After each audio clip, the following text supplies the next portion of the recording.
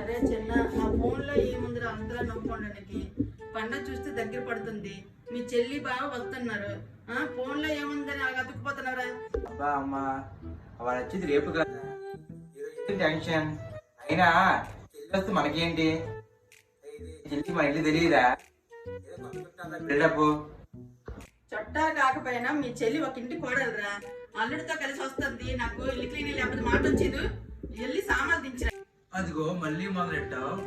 అయినా పెళ్ళికి ముందు చెల్లె కదా ఇవన్నీ అది పెళ్ళి అయిపోయానా,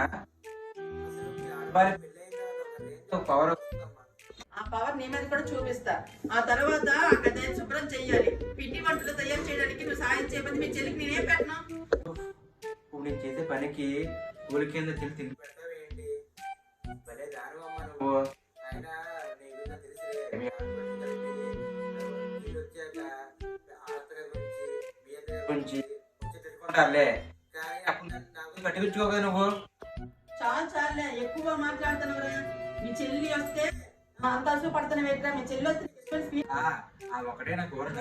సరే సరే వెళ్తాను, వెళ్ళి డబ్బాలు తింటాను, కానీ నాకు ఒక స్పెషల్ గా ఒక జంతికలు దాచి ఉంచు. ఇది ఓకే, నువ్వు అటుకు మీద వెళ్ళి దుమ్ము దులుపు. లేదంటే మీ చెల్లి వచ్చిందంటే ఏట్రా అన్నయ్య గందరగోళం అంటే నా పరుగు పోతుంది. సరే సర్లే, మీ అమ్మ కొంత చనిపోయే మధ్యలో నేను బలి. సరే ఇప్పుడు నేను క్లీన్ చేస్తా, ఎందుకంటే ఆ బావగారి ముందు నేను